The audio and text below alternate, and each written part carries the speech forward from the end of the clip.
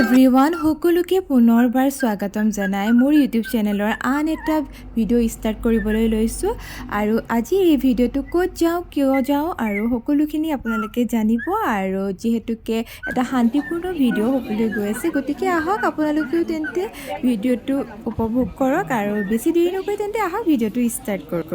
আমি এতিয়া সকলোৱে চাকি বন্তি জ্বলাই লওঁ আৰু চাকি বন্তি জ্বলাই কৈ আছোঁ ক'ত আহিছোঁ আমি আৰু কাৰ লগতো আহিছোঁ।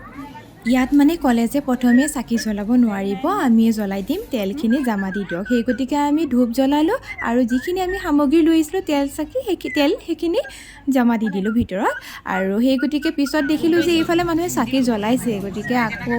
তেল লৈ বিচাৰিত মানে তেল আছিলে জেঠাইৰ ওচৰত, সেই তেল লৈ চাকি যিহেতু আছিলে গতিকে চাকি গছ জ্বলালে ভাল লাগে ন মনটো, সেইকাৰণে চাকি গছ জ্বলাই লওঁ তাৰপাছত কৈ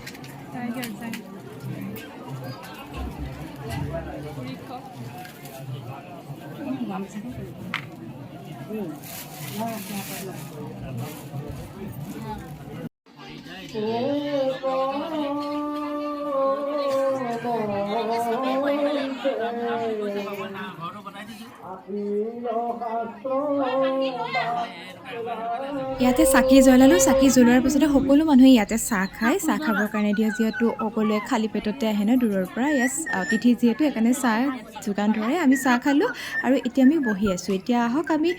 ক'ত আহিছোঁ এইখিনি আপোনালোকক খনিকৰপুথি নামঘৰলৈ মোৰো যাবলৈ বহুত আগৰ পৰা ইচ্ছা আছিল আৰু সেই ইচ্ছা পূৰণ হোৱা নাছিল।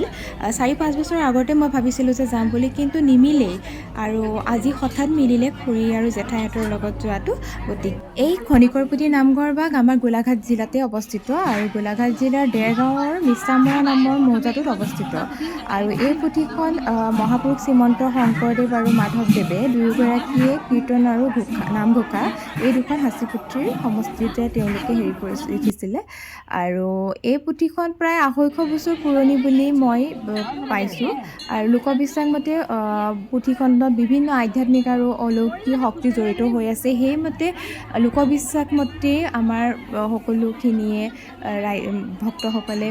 বিশ্বাস কৰে আৰু সেইমতে সেই নামঘৰ ভাগলৈ নিজৰ ইচ্ছা লৈ তেওঁলোক যায় আৰু সেইমতে আমিও তালৈ গ'লোঁ প্ৰথমবাৰ। নামঘৰ ভাগলৈ আহি যিখিনি নিজে উপলব্ধি কৰিলোঁ আৰু যিখিনি জানিব পাৰিলোঁ সেইখিনিৰ বিষয়ে মানে আপোনালোকৰ খনিকৰপুথিৰ নামঘৰৰ বিষয়ে আপোনালোকৰ আগত থুলমূলকৈ ব্যক্ত কৰিবলৈ চেষ্টা কৰিলোঁ আৰু যদি আমাৰ দৰে আপোনালোকেও আহিবলৈ ইচ্ছা কৰে তেন্তে ইয়ালৈ আহিব আৰু ভাল পাব আহি। আমিও আজি গোটেই দিনটো শান্তিপূৰ্ণভাৱে পাৰ কৰিলোঁ, নাম শুনিলোঁ ভালদৰে, প্ৰসাদ খালোঁ আৰু চাকি বন্তি জ্বলালোঁ, এটা শান্তিপূৰ্ণভাৱে দিনটো পাৰ কৰিলোঁ ঘৰৰ মানুহখিনিৰ লগত আহি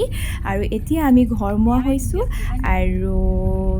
আজি যিহেতু ইয়াৰ নামঘৰত যথেষ্ট মানুহ হৈছিলে আৰু ভালো লাগিলে, মানুহ হৈছে বহুত ভক্ত আহিছিলে আৰু আপোনালোকে তেন্তে যদি ভিডিঅ'টো চাই ভাল পায় তেন্তে প্লিজ লাইক এটা কৰি দিব